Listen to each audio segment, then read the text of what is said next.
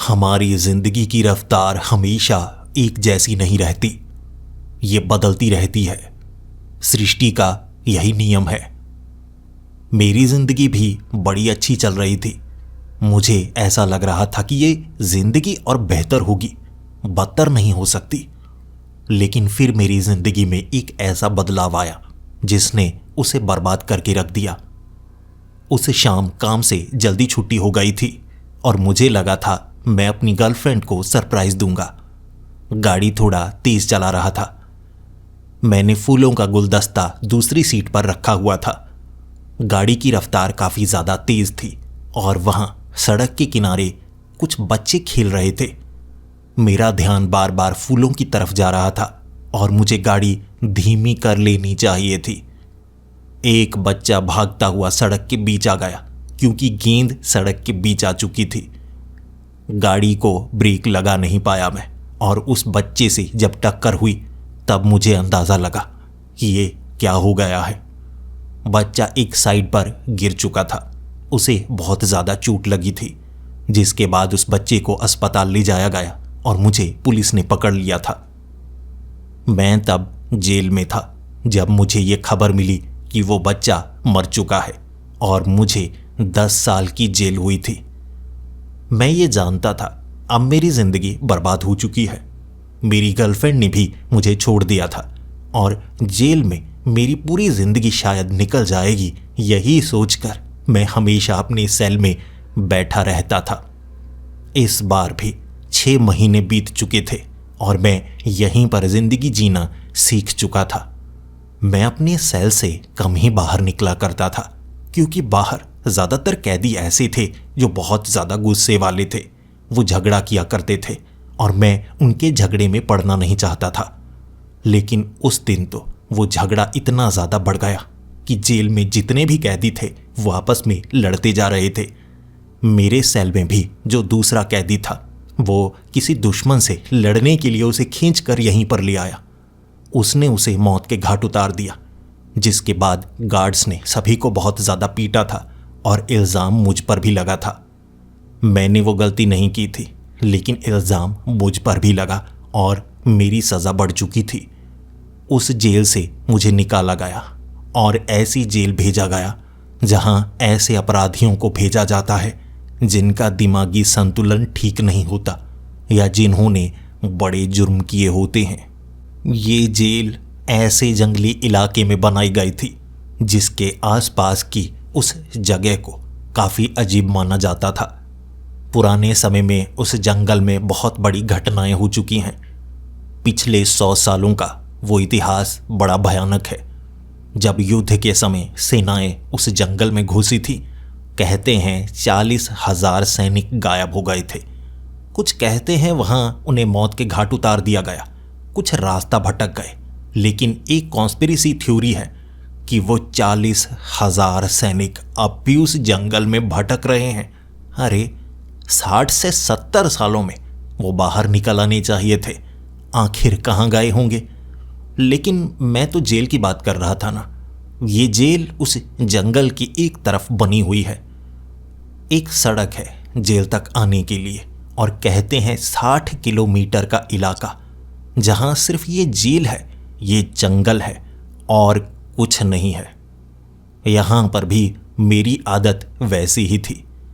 मेरी सज़ा अब 25 साल हो चुकी थी, यानी मुझे 25 साल यहां पर बिताने होंगे।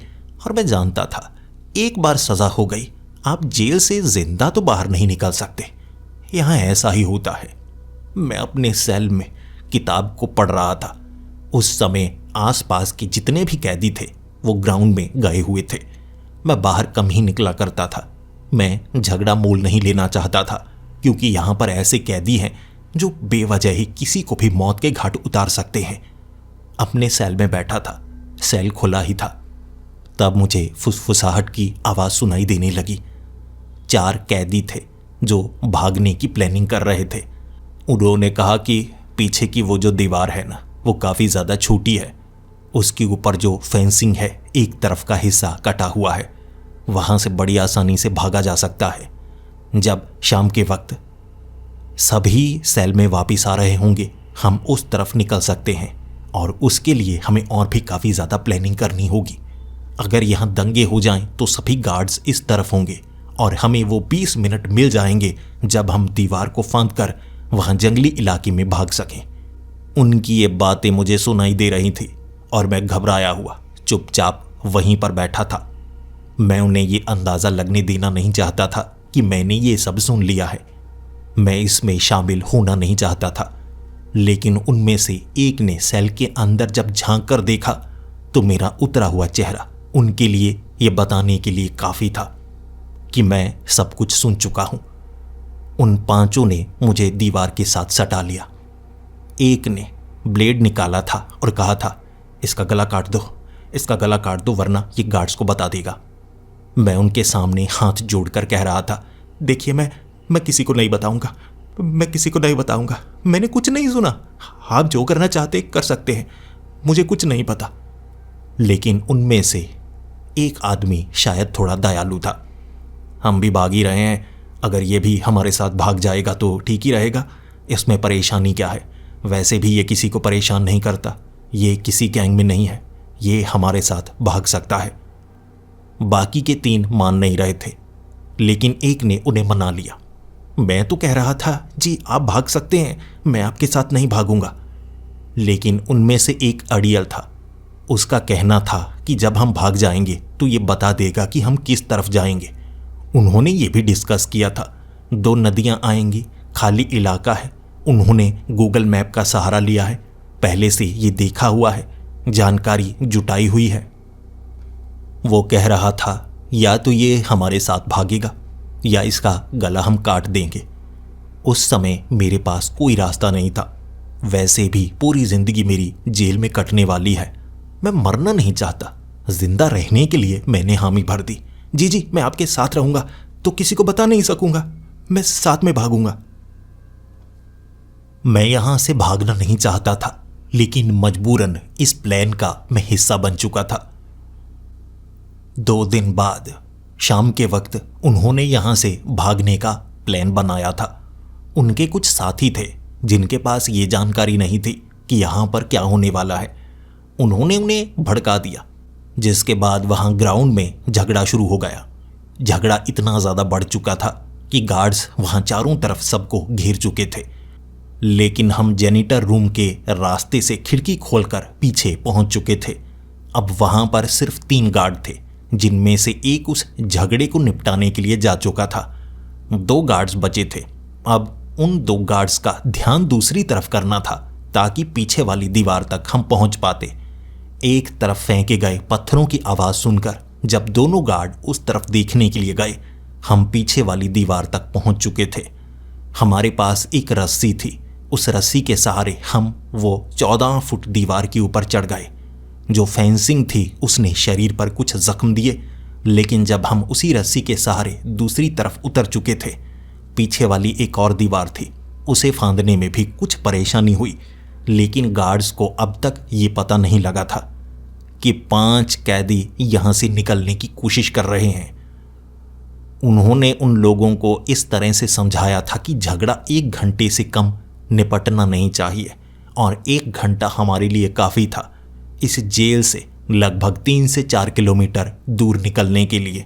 और उन्होंने प्लानिंग ऐसी कर रखी थी कि गार्ड्स हमें पकड़ ना पाएं। लगभग आधा घंटा लगा हमें। सभी दीवारें पार की जा चुकी थी। हम जंगली इलाके में थे। हम 5 लोग थे जो बहुत ज़्यादा खुश थे और मैं उन्हें कह रहा था कि मैं उस रास्ते से भाग सकता हूँ, लेकिन उन्होंने मुझे अपने साथ रखा। उन्होंने कहा था, जिंदा रहना चाहते हो तो हमारे साथ रहो, हमसे अलग हुए तो हम तुम्हें मौत के घाट उतार देंगे। मेरे पास कोई रास्ता नहीं था। उनमें से एक दयालु था जिसका नाम पीटर था। उसने कोई जुर्म नहीं किया था, लेकिन जेल में इस गैंग का वो हिस्सा बन गया था और इस तरह वो इसका लीडर भी बन गया मजबूरी के कारण। और वो चाहता था कि मुझे ना मारा जाए क्योंकि मैं बेकसूर हूँ। मेरी गलती बस इतनी थी कि मैं उस समय उस सेल में था जहाँ ये प्लानिंग कर रहे थे। इसीलिए वो चाहता था कि मैं चुपचाप उनके साथ रहूं और मैं भी पीटर का साथ दे रहा था। वही था जिसके कारण मैं जिंदा था। बाकी के कैदी अब तक मुझे मौत के घाट उतार चुके होते। आधा घंटा हम बहुत ज्यादा तेज भागे थे, सांस चढ़ चुकी थी, लेकिन हम उस तालाब तक पहुंच आए थे जहां हमें लगभग एक रात छिपना था। हमें ढूंढने की कोशिश होगी क्योंकि सड़क इस तरफ से निकलती है, लेकिन हम तालाब तक पहुंच गए हैं। अब यहां से हमें वो काम करना होगा जो सबसे ज्यादा जरूरी था। अंधेरे में तालाब के पास बनी हुई वो छोटी सी गुफा जहां हम पांचों के पांचों छिपे हुए थे। हमें आसपास से कुछ आवाजें आई थी। ये चलने की आवाजें थी और पीटर ने जैसी प्लानिंग की थी कि गार्ड्स यहां तक आएंगे, घने जंगल में वो जाने वाले नहीं, और रात को हमें भागते हुए वो देखेंगे तो पकड़ सकते हैं। तो हम सुबह भागेंगे, उन्हें लगेगा हम दूर निकल चुके हैं, लेकिन हम दूसरे रास्ते से भागने की कोशिश करेंगे। आवाजें लगभग 12 से 1 बजे तक आती रहीं और हम उस तालाब के उस छेद में छिपे रहे थे। लेकिन सुबह होते होते उनमें से एक ने कहा था, पीटर, लेकिन गार्ड्स हमें ढूंढने के लिए आए। आसपास से चलने की आवाजें भी आती रहीं, लेकिन वो कुत्ते साथ में लेकर नहीं आए। अगर कुत्ते होते तो भौंक रहे होते। तुमने तो यही प्लान बनाया था ना कि कुत्ते हमें सूंघते हुए यहां तक जरूर आएंगे और हम तालाब के रास्ते से उस छेद तक पहुंचेंगे, क्योंकि कुत्ते पानी में सूंघ नहीं सकते। लेकिन मुझे नहीं लगता उन्होंने कुत्तों का सहारा लिया। पीटर ने भी कहा था, हाँ, बड़ी अजीब सी बात है, गार्ड्स कुत्तों का सहारा लेते हैं, यहां कुत्ते नहीं आए, तो हमारे लिए तो काम आसान हो गया। अब हम वो सड़क वाले रास्ते से दूर निकलने की कोशिश करेंगे और हमें अब उस सड़क तक कपड़ों को फेंक कर आना है, क्योंकि यहां हमें अलग कपड़ों का इस्तेमाल करना है। उन्हें लगेगा हम सड़क के रास्ते भागे हैं, लेकिन असल में हम दूसरे रास्ते से भागेंगे। प्लान अच्छा था। 1 घंटा सड़क के करीब पहुंचने में लगा। वहां हमने अपने कपड़े बिखेर दिए, फाड़कर एक जगह टांग दिए थे और फिर वापस तालाब के पास पहुंचे। 1 घंटा और लगा। अब दूसरे रास्ते हम भागे जा रहे और गार्ड्स शायद हमारा पीछा नहीं करेंगे, क्योंकि इससे अच्छा प्लान शायद कोई बना ही नहीं सकता। हम 3 से 4 घंटे तक जंगल में और घने इलाके की तरफ बढ़ रहे थे। यह जंगल को बड़ा खतरनाक जंगल कहा जाता है। रात के अंधेरे में यहां जानवरों की आवाजें तक नहीं आती, पंछियों की आवाजें तक नहीं आती, और पिछले 100 सालों में यहां ऐसी ऐसी घटनाएं हुई हैं जिसे सुनकर किसी के भी होश उड़ सकते हैं। चलते वक्त हम यही बातें कर रहे थे और पीटर भी मुझे यही पूछ रहा था। जब यहां से हम भाग जाएंगे तब हर कोई अलग अलग रास्ते पर निकल लेगा। तुम भी आज़ाद होगे, तुम कहाँ जाना चाहोगे? और मेरे पास इसका कोई जवाब नहीं था। मैंने सोचा ही नहीं था कि 25 साल बाद जब मैं जेल से आज़ाद हो जाऊंगा तो कहाँ जाऊंगा। मैंने कहा, पता नहीं, कोई ऐसी जगह जहां पुलिस मुझे दोबारा पकड़ ना सके। मुझे लगता है बॉर्डर क्रॉस करके मैं किसी और देश में ही छिपना चाहूँगा, वहां आज़ाद तरीके से रह तो पाऊंगा, यहाँ तो दोबारा पुलिस मुझे पकड़ लेगी। सब मुझ पर हंस रहे थे क्योंकि उनके पास प्लान था, मेरे पास कोई प्लान नहीं था। जिसके बाद दोपहर के वक्त तक हम चलते चलते घने इलाके तक पहुंच चुके थे। शरीर भी टूटने लगा था और सब कह रहे थे। एक भी गार्ड नजर नहीं आया, ना हेलीकॉप्टर नजर आया। हमें ढूंढने के लिए यहां पर कोई आया भी है या काम इतना ज्यादा आसान होने वाला है? पीटर का भी यही कहना था और मेरा कहना था कि यह जगह कौन आना चाहेगा। कहते हैं यहां मौत बसती है। घने जंगल में आने के बाद कोई निकल नहीं पाता, क्या होता है कोई जान नहीं पाता। शाम का वक्त हो चुका था। हमारे पास खाने के लिए कुछ नहीं था। भूखे थे लेकिन प्यासे नहीं थे, क्योंकि उसके लिए पीटर के पास प्लान था।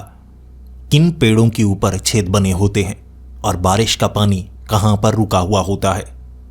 हम पानी तो पी पा रहे थे लेकिन खाने को कुछ नहीं मिला। शुरू में हमने सोचा था कि तीखे नोक वाली लकड़ी से हम शिकार कर सकते हैं, लेकिन कोई जानवर मिले तभी ना बड़ा जानवर ना छोटा जानवर। जंगल में ना पंछी थे न जानवर थे और ये बड़ा ही अजीब था। मैं उन्हें कहे जा रहा था ये साधारण जंगल नहीं है, लेकिन कोई मेरी बात सुनना नहीं चाहता था क्योंकि यहां पर वो डरना नहीं चाहते थे। फिर आगे बढ़ते बढ़ते शाम का वक्त हो चुका और हम एक ऐसी जगह पर पहुंचे जो जंगल का कौन सा हिस्सा था हमें अंदाजा नहीं लग पा रहा था। ये ऐसे पेड़ों का घना इलाका था जहां एक पेड़ की टहनी दूसरे पेड़ की टहनी से जुड़ी हुई थी, जैसे हर एक पेड़ दूसरे पेड़ से जुड़ा हुआ हो। अब कुछ हिस्से ऐसे थे जहां ऊपर पूरी तरह से छत बनी हुई और छत भी ऐसी जैसे किसी ने उन तनों को बुना हुआ हो। ऊपर बड़े अजीबोगरीब डिजाइन नजर आ रहे पूरी छत।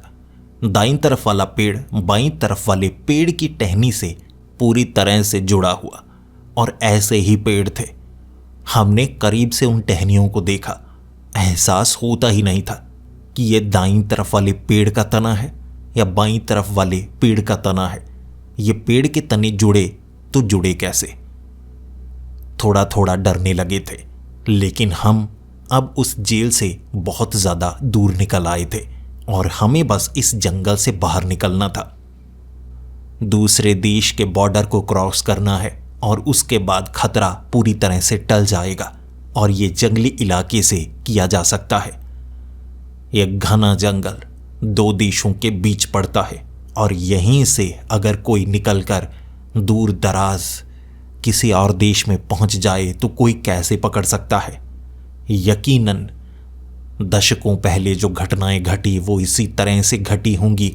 वो सैनिक लड़ना ही नहीं चाहते होंगे और दूसरे इलाकों में भाग गए और शायद पहचान बदल ली होगी। पीटर ने यही कहा था। बाकी भी उसकी बात मान रहे थे। लेकिन फिर हम एक ऐसी जगह पर पहुंचे जो दलदली सा इलाका था और हमें उस दलदली इलाके में कई खोपड़ियां और शरीर के ढांचे मिले। चमड़ी मौजूद नहीं थी, लेकिन हड्डियां पूरी तरह से साफ थी, डिकम्पोज अभी तक नहीं हुई थी। वहां इतने कंकाल थे कि हमारे होश उड़ गए। यकीनन यहां पर लोग तो मरे हैं और हमने ज़्यादातर कंकालों के आसपास लोहे की चेन देखी। हथकड़ियों की तरह उन हड्डियों पर वो चेन बांधी गई थी। यहां इंसानों को कैद किया गया ताकि वो यहां से भाग ना पाए और शायद भूख प्यास से वो मारे गए होंगे। सैकड़ों कंकाल मौजूद थे वहां पर, सैकड़ों। और वो जो चेन थी पुरानी जंग खाई। इससे हम अंदाज़ा लगा सकते हैं कि यहाँ क्या क्या होता है और यही हमारे लिए सबसे बड़ा खतरा था। ऐसा तो नहीं यहाँ कोई खास लोगों को पकड़कर मौत के घाट उतारते हैं। ये हमारे लिए दहशत वाली बात थी और अब तक अंधेरा भी हो चुका था और हम इस दलदली इलाके से निकलना चाहते थे, लेकिन दूर दूर तक हमें सिर्फ कंकाल ही नजर आ रहे थे। इसीलिए घबराए हुए, सहमे हुए, जहां से भी आवाज आती हम सिमट जाते। हम यहाँ जो हैं, जो इनके साथ ये सब कर चुके हैं, उनसे भी डर रहे थे और हम गार्ड्स और पुलिस वालों के हाथ भी आना नहीं चाहते थे। इससे पहले कि हम कहीं पर छिप पाते, हमें एक आदमी नजर आया और हमने उसे पीछे से देखा था। हम किसी की भी नजर में यहां पर आना नहीं चाहते थे क्योंकि इससे खतरा बढ़ सकता था। उसने हमें देखा नहीं था तो हम दूसरी तरफ भागने लगे और भागने की आवाज सुनकर शायद वो पीछा करने लगा। वो भी हमारे पीछे पीछे ही था। हम जितना भाग सकते थे उतनी कोशिश की हमने उन कंकालों के बीच से। फिर एक ऐसी जगह हम थोड़ा अलग हुए। पीटर मेरे साथ था, बाकी दो साथी भी हमारे ही साथ थे, लेकिन जेसन हमसे अलग हो चुका था। जेसन अलग इलाके में भागने लगा और हमने उसे आवाज़ लगाई, लेकिन फिर उसके चीखने की और चिल्लाने की आवाज़ आ रही। तो पीटर ने कहा हमें उसकी मदद करनी होगी।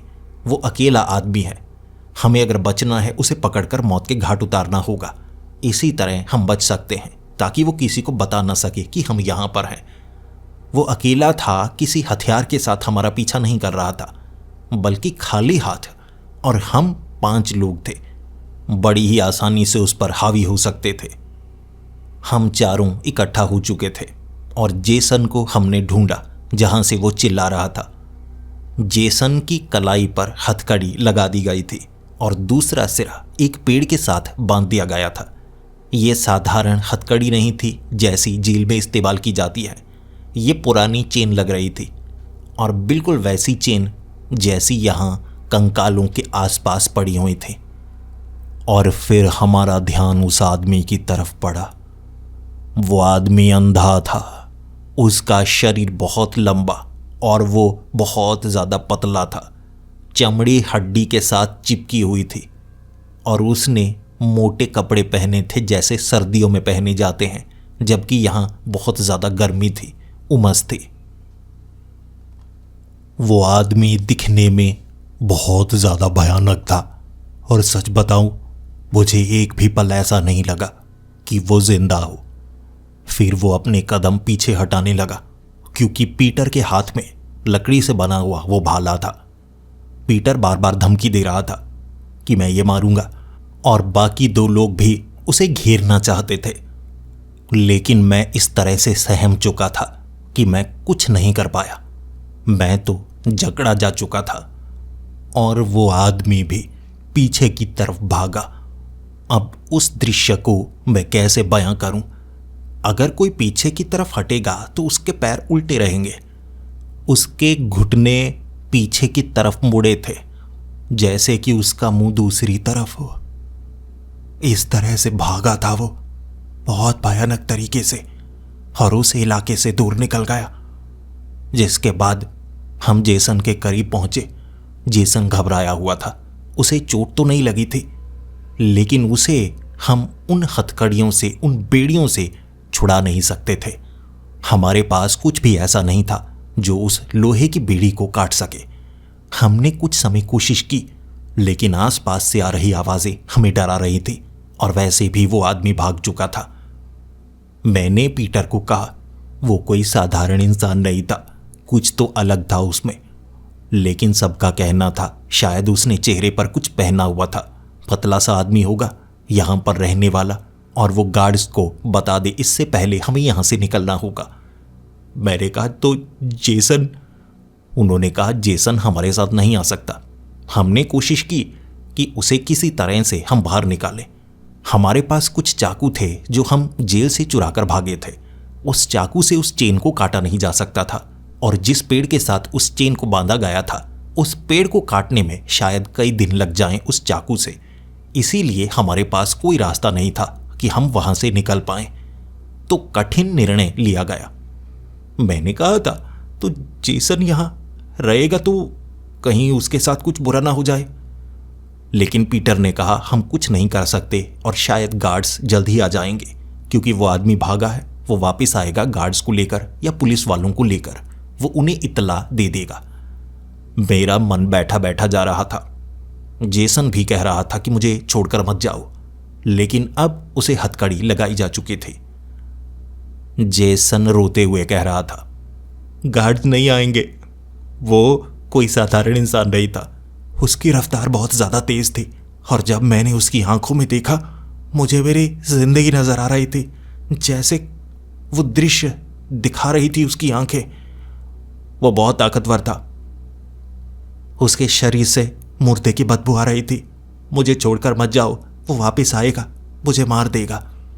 लेकिन हमने कठिन निर्णय लिया था।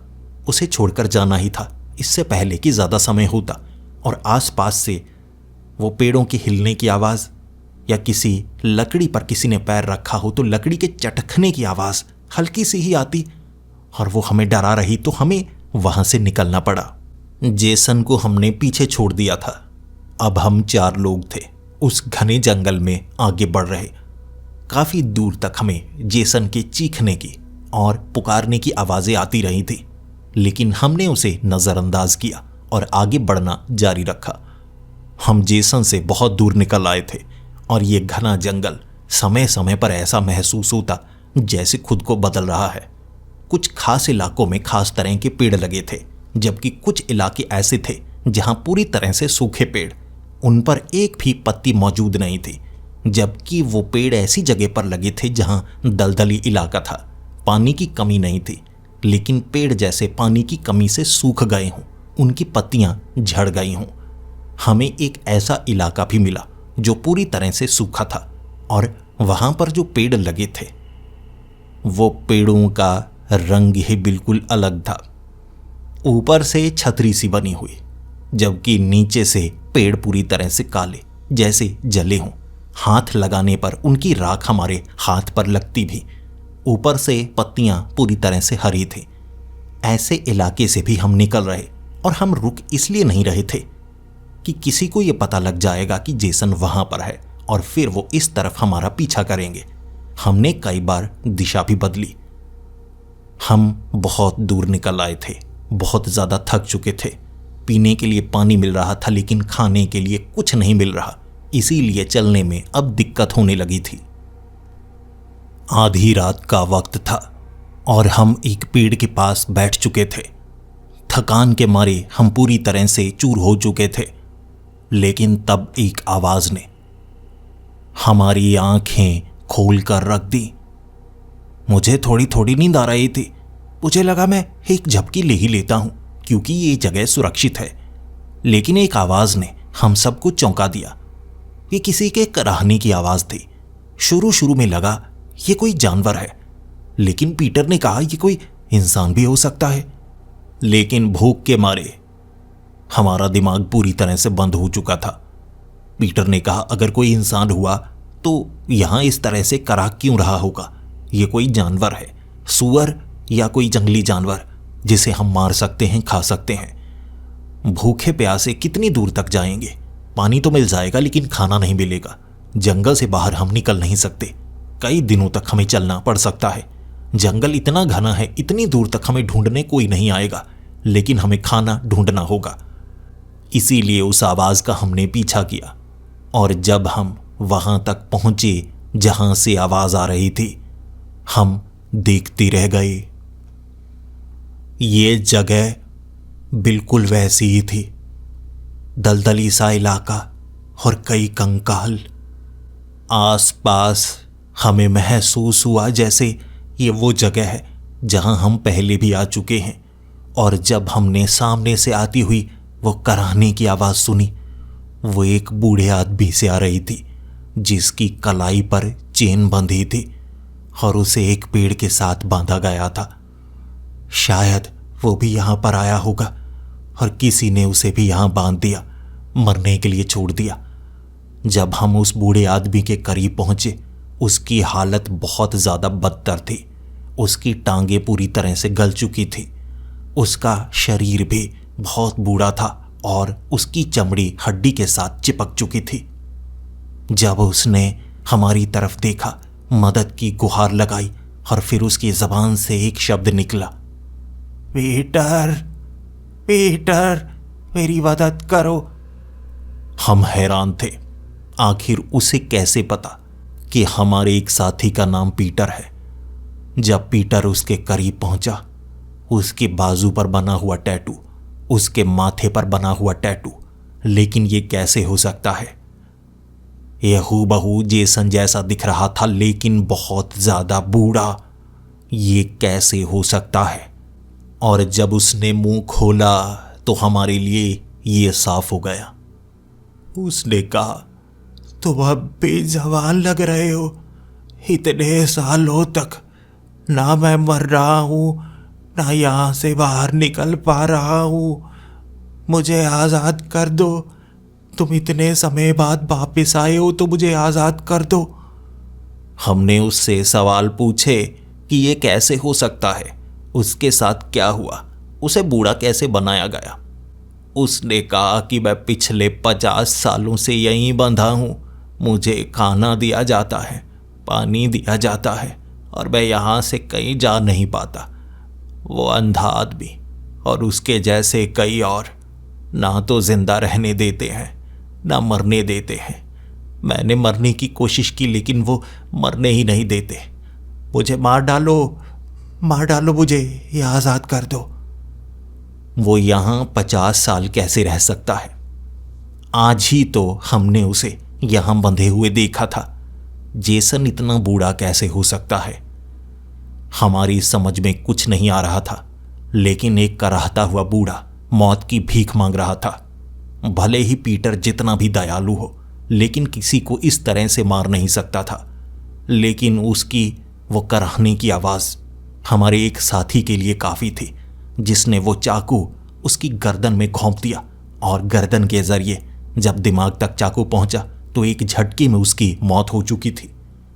हमने उसे काफ़ी ज़्यादा डांटा कि तुमने उसे क्यों मारा।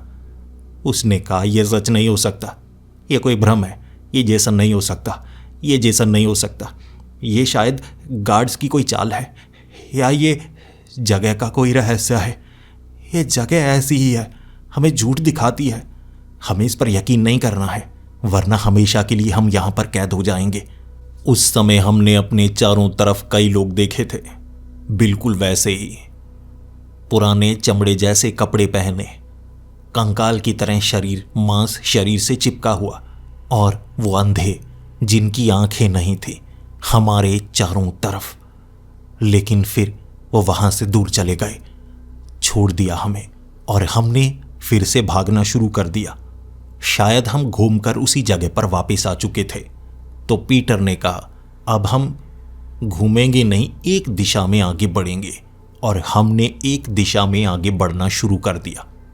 हम थके भी थे, भूखे भी थे, लेकिन जिंदा रहने के लिए इंसान हर हद तक पहुंच सकता है, और ऊपर से एक ऐसी जगह जो हमें ऐसा कुछ दिखा रही थी जिस पर यकीन किया नहीं जा सकता। जब सुबह सुबह सूरज की किरणें हमारे चेहरे पर पड़ी थी, हम कुछ समय के लिए आराम के लिए रुके थे, और फिर से हमने यहां से बाहर निकलने की अपनी कोशिशें जारी कर दी थी। लेकिन सुबह सुबह जब हम एक पेड़ के पास थे, एक आदमी ने आवाज लगाई, वो देखो सामने, कोई दिखा है, कोई दिखा है। एक आदमी अजीब से कपड़े पहने हुए, फौजी लग रहा था, और पेड़ के बिल्कुल शिखर पर चढ़ा हुआ इधर उधर झांक रहा। यकीनन आर्मी भी हमारे पीछे पड़ चुकी है, शायद इसीलिए हम इतना ज्यादा घबराए। लेकिन जब हमारे आसपास कई और वैसे ही लोग, जिनके कपड़े आर्मी वाले नहीं लग रहे, बड़े पुराने से, और उनके हाथ में जो बंदूकें थी वो पुराने जमाने की थी, जिनमें गोली डालनी पड़ती और बारूद डालना पड़ता, और उन्होंने हम पर गोलियों की बौछार शुरू कर दी थी। वो हमें रुकने के लिए कह रहे, लेकिन हम कैदी थे। रुकने का मतलब था पकड़े जाना, और पकड़े जाने का मतलब था हमें दोबारा उस जेल में भेजना। और हमने निर्णय किया हुआ था, हम पकड़े नहीं जाएंगे, मरने तक कोशिश करेंगे। लेकिन पीछे से गोलियों की बौछार जो हम पर हो रही, हमारे एक साथी के सीने पर जब गोली लगी थी, वो हमारे बिल्कुल पैरों के पास गिरा हुआ तड़प रहा, लेकिन हम उसकी मदद नहीं कर सकते थे। उन लोगों के पास बंदूकें थी, हम निहत्थे थे, लेकिन वो लोग ना तो पुलिस वाले लग रहे, ना गार्ड लग रहे। आखिर वो लोग कौन थे? हमने वहां से दूर निकलकर खुद को इस तरह से छिपाया कि उन्हें अलग अलग होना पड़ा। और पीटर ने कहा था, इस तरह से हम बच नहीं सकते, हमें उन्हें अलग अलग करना होगा, और अलग अलग करने के बाद जब उनकी संख्या कम होगी, हम उन पर वार कर सकते हैं और उस दिशा में भाग सकते हैं। ये तरीका काम कर गया।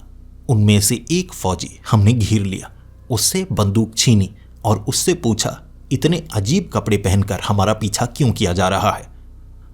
और उसके जवाब बड़े भयानक थे। उसने बताया कि वो प्रिजन गार्ड नहीं है, ना पुलिस वाला है, वो फौजी है, लेकिन अलग देश का। उसने साल 1931 की बात की तो हम सबके रोंगटे खड़े हो गए। ये उस सेना का सैनिक था जो इस जंगल में आए थे 1931 को, वो 40,000 सैनिक जिन्हें कभी ढूंढा नहीं जा सका। उसका कहना था वो उसका हिस्सा है। इससे पहले कि हम उससे और जवाब मांग पाते, हमारे एक हिंसक साथी ने उसका गला काट दिया, उसे मौत के घाट उतार दिया, क्योंकि वो डरने लगा था। वैसे भी अब हम सिर्फ 3 ही बचे थे, और पीटर ने उसे सजा ना देना ही समझदारी समझी। फिर हम आगे बढ़ते गए और शायद वो सैनिक काफी ज्यादा पीछे रह गए थे। लेकिन हमारे मन में बहुत सारे सवाल थे कि इस जंगल में चल क्या रहा है, और अगर सच में ये वो सैनिक था जो 1931 का है, लेकिन इसकी उम्र भी शायद 25 से 26 साल होगी, ऐसा संभव कैसे है? और जेसन एक ही दिन में इतना ज्यादा बूढ़ा कैसे हो सकता है? हम तीनों वहां से काफी दूर निकल आए थे, लेकिन फिर से लगभग पूरा दिन चलने के बाद हम उस कंकालों वाली झील तक पहुंच गए। वही झील जहां से हम दूर निकलना चाहते थे। और वहां हमें लगा था जेसन मुर्दा मिलेगा, उसकी लाश मिलेगी, लेकिन नहीं, हमें जेसन दिखा। लेकिन उसकी उम्र 40-45 साल लग रही। वहां उसे देखने के बाद हम घबरा चुके थे और जेसन चीखता चीखता कह रहा, मेरी मदद करो, मेरी मदद करो। उसका दिमागी संतुलन ठीक नहीं लग रहा था। जिसके बाद हमारा एक साथी पागलों की तरह पत्थर मारकर उसकी टांगे तोड़ देना चाहता था, और ऐसा उसने किया। और हमें वहां से इस कारण भागना पड़ा क्योंकि फिर से वो बिना आंखों वाले आदमी हमें घेरने लगे थे। इस दलदली इलाके में वो नजर आते थे, इसीलिए उस दलदली इलाके से हमें निकलना पड़ा। और वहां से निकलकर एक पेड़ के नीचे भूखे हम तीनों एक दूसरे का चेहरा देख रहे। ये क्या हो रहा है? जेसन फिर से जिंदा कैसे हो गया? ये समय उल्टा सीधा कैसे चल रहा है? एक ऐसी जगह है। और जवाब किसी के पास नहीं था। जिसके बाद वो अंधे आदमी जिनकी आंखें नहीं थी, वो इंसान नहीं थे, उन्होंने हमें घेरना शुरू किया। हमने भागना शुरू किया और हमारा एक साथी उस समय दिमागी संतुलन खो चुका था। गुस्से में उसने कहा, मैं तुम सबको मार डालूंगा, मैं तुम सबको मार डालूंगा। उसे चाकू बहुत तेज चलाना आता था और उसने वहां रुककर उन लोगों को ललकारा जो उसके बहुत करीब पहुंच चुके थे। उसकी चीखने चिल्लाने की आवाजें हमें सुनाई दी और हम दूर छिपकर बस इंतजार कर सकते थे कि वो हमारे साथ भागकर आ जाए ताकि हम यहां से निकलें। लेकिन नहीं, उन लोगों ने उसका वो हश्र किया जो देखा नहीं जा सकता था, लेकिन संभव भी नहीं था। वो सब वहां से दूर जा चुके थे। हमें उन्होंने नुकसान नहीं पहुंचाया और हमारा साथी जब हमने देखा तो वो जिंदा था, लेकिन जिस हालत में था वो संभावना हो ही नहीं सकती। वो एक पेड़ का हिस्सा बन चुका था, उसकी बाजुएं पेड़ के अंदर, जैसे कि उसे यहां एक दशक तक बिठाया गया हो और पौधा लगाया गया हो। अब वो पौधा धीरे धीरे पेड़ बना और उसे आधा अपने अंदर समा लिया। टांगे अंदर थी, बाजुएं अंदर थी, धड़ वहीं का वहीं था। इस हालत में था वो। और फिर मैं और पीटर सहमे, घबराए। रास्ता हमें कोई नजर नहीं आ रहा था। हमें समझ नहीं आ रही ये जगह कैसी है, और अब तो सबूत मिल चुके थे। यहां से बचना असंभव है। हम इस जंगल से बाहर नहीं निकल सकते। पीटर ने चाकू से हमारे उस साथी को मारा था क्योंकि पीटर का मानना था जो यहां कैद होगा शायद सालों साल वो उसे मरने नहीं देंगे। तो पीटर ने जल्दी से हमारे उस साथी को मौत के घाट उतार दिया था। मैं इससे इतना ज्यादा डरा कि पीटर से भी दूर भागना चाहता था। पीटर मुझे समझा रहा था कि वो मुझे नहीं मारेगा क्योंकि वो फंसा था, सिर्फ उसे इसलिए मारा गया। लेकिन मैं कोई मुजरिम नहीं था, मुजरिमों के बीच में फंस चुका था। मुझे पीटर से भी डर लगने लगा था। पीटर मुझे पकड़ना चाहता था। मैं आगे आगे भागी जा रहा और इस तरह से हम एक ऐसी जगह पहुंचे जहां पेड़ों की संख्या कम थी और सामान ज्यादा भरा पड़ा था। पुराने जमाने का कबाड़ इधर उधर फेंका हुआ, और ये बहुत बड़ी जगह थी। आसपास कोई रहता भी होगा, मुझे ऐसा लगा। शायद हम जंगल से बाहर निकल आए हैं और पीटर बिल्कुल मेरे पीछे ही था। जिसके बाद पीटर ने मुझे पकड़ लिया। लेकिन फिर हम वहां छिपे हुए क्योंकि चलने की आवाज आई और हम एक छोटे से लकड़ी के झोंपड़े में छिप चुके थे, जो कि कबाड़ रखने के लिए बनाया गया। आसपास कोई घर नजर नहीं आया था और वो जो चलने की आवाजें थी। जब हमने बाहर झांक कर देखा तो बाहर कई लोग थे और उनकी जैसी हालत थी वो जिंदा नहीं लग रहे थे। शरीर से बहुत ज्यादा खून बह रहा था और हाव भाव बिल्कुल नहीं, ज़ॉम्बीज़ की तरह थे वो। हम जब झोंपड़े से बाहर निकले उन्होंने कोई हरकत नहीं की, क्योंकि हर एक की आंखें निकाली गई थी। वो देख नहीं सकते थे, आवाज पर हरकत कर सकते थे, लेकिन भीड़ इतनी ज्यादा थी कि हम उनसे दूर नहीं निकल पाए। और एक ऐसी जगह हम फंसे हुए जहां वो बिना आंखों वाले पहुंचे और उनकी हालत देखी ये समझ में आया, जिनकी आंखें निकाली गई हैं ना, वो धीरे धीरे इन जैसे बनते हैं। इंसान मरने के बाद इनके जैसे बन जाते हैं। शायद ये पहले इंसान ही थे। प्रेत हैं वो, भूत हैं, या कोई और ही प्रजाति जो सीधे सीधे हमला नहीं करते। जब हम अकेले अकेले होते हैं वो तब वार करते हैं। और पीटर से मैं दूर निकलना चाहता था तो पीटर अकेला, और शायद ये मैंने गलती कर दी। जब उन्होंने पीटर को पकड़कर घसीटना शुरू किया, मैं पीटर की मदद करना चाहता था। जानता था अब मैं अकेला रह जाऊंगा, लेकिन पीटर को मैं बचा नहीं पाया और वो पीटर को घसीटते हुए दूर ले गए। ना तो मुझे उसके बाद वो लाशें नजर आईं और ना पीटर मिला। मैं भटकता रहा और मुझे अब पत्तियां खानी पड़ रही थीं। गला सड़ा जो खाना मिलता, जैसी भी चीज मिलती मैं खाता। मैंने मिट्टी भी खाई, घास भी खाई, नर्म लकड़ी भी खाई। बांस के पौधे जो नर्म होते हैं मैं उन्हें खा सकता था। इस तरह से मैंने कुछ दिन गुजारे और मैं जंगल से बाहर निकलना चाहता था। और कई बार घूमकर मैं उन कंकालों वाली झील या दलदल के करीब पहुंचता। और वहां इस बार जब मैंने पीटर को देखा, पीटर की लाश थी वो। पीटर की बाजू पर वो हथकड़ी लगाई गई थी और पीटर की उम्र 40 से 45 साल लग रही।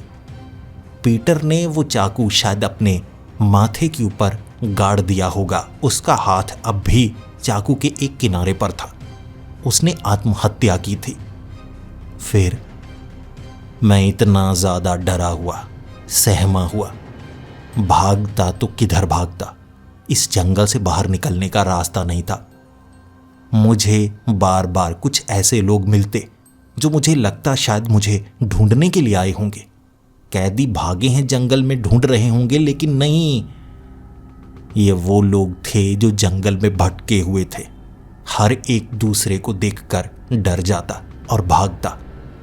ये जंगल सिर्फ जंगल नहीं, एक समय का रहस्य था। शायद इसमें फंसने वाला दोबारा बाहर निकल नहीं पाता। और इसके सुरक्षा कर्मी हैं वो अंधे लोग जिनकी आंखें नहीं हैं, लेकिन वो देख सकते हैं और मिलकर वार करते हैं। इंतजार ही करता रहा मैं, क्योंकि निकल नहीं सकता था और मौत के करीब जा रहा। उन्होंने जब मुझे पकड़ा, वो इतने ताकतवर थे कि उनसे बचा नहीं जा सकता था। घसीट कर उन्होंने मुझे एक पेड़ के साथ बांध दिया। पास में पड़े हुए वो कंकाल देख मैं जानता था मेरा हश्र क्या होगा। मैंने शुरू में बचने की कोशिश की, अपने हाथ को उस हथकड़ी से निकालने की कोशिश की, लेकिन मैं निकाल नहीं पा रहा।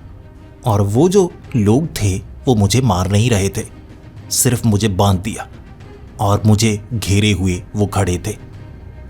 जिसके बाद मैंने हर तरह की कोशिश की, लेकिन लोहे को आप चाकू से काट नहीं सकते। इसीलिए सहमा हुआ मैं उनकी तरफ देख रहा। उन्होंने कोई जवाब नहीं दिया। बड़े अजीब लोग थे। खाना दिया उन्होंने, पीने के लिए पानी दिया उन्होंने। वो लकड़ी के बर्तन थे। खाना बदबूदार था, लेकिन भूख इतनी लगी थी मैंने वो खाना खाया। वो मुझे मार नहीं रहे थे, वो मुझे जिंदा रखना चाहते थे। और इसी तरह इस पेड़ से बंधा हुआ मैं कई दिनों तक वहीं पर रहा। और दिन में एक बार खाना मिलता, जिससे पूरी तरह से भूख मिटती नहीं, ना प्यास मिटती, लेकिन वो जिंदा रखे हुए थे। जब हालत इतनी बुरी हो जाती है तो शायद मरना सही लगता है, यही कारण था कि मुझे भी ऐसा लगा। वो चाकू को हाथ में लिए सोच रहा था मैं उसे अपने सर के आर पार कर दूं, शायद इससे बेदर्द तरीके से मैं मर जाऊं। लेकिन नहीं, मुझे यहां से बचकर बाहर निकलना था। क्या करूं मैं? अगले कुछ दिन मैंने हिम्मत जुटाने में लगाए और मैंने एक तरीका खोज निकाला। मेरी बाजू हथकड़ी से बंधी थी। आगे वाले हिस्से पर मैंने कपड़ा बड़े जोर से बांध दिया। हाथ का आगे का हिस्सा नीला पड़ने लगा। धीरे धीरे मैंने महसूस किया कि आगे जो बेड़ी वाला हिस्सा है वहां तक मेरी बाजू बिल्कुल सन्न हो चुकी है। मैंने अपनी बाजू को काट कर देखा, दर्द नहीं हो रहा था। बाजू गल चुकी थी और उसे जब मैंने काटा तो मैं बेड़ी से आजाद हो चुका था।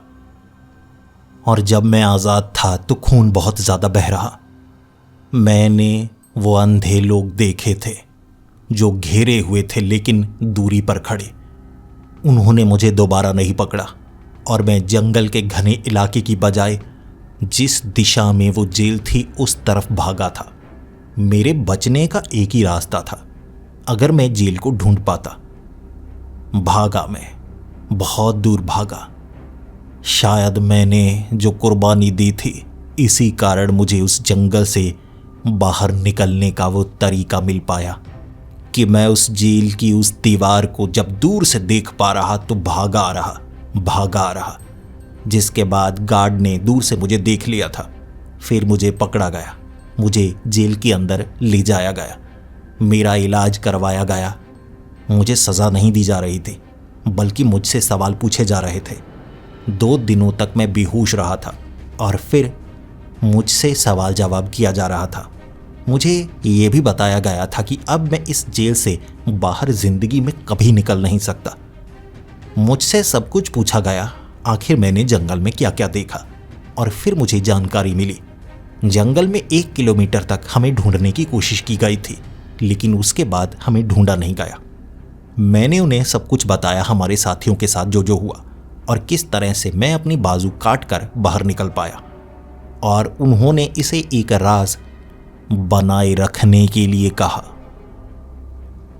और उस जेल में मुझे डर था कुछ कैदी जो शायद मुझे नुकसान पहुंचाने की कोशिश करेंगे।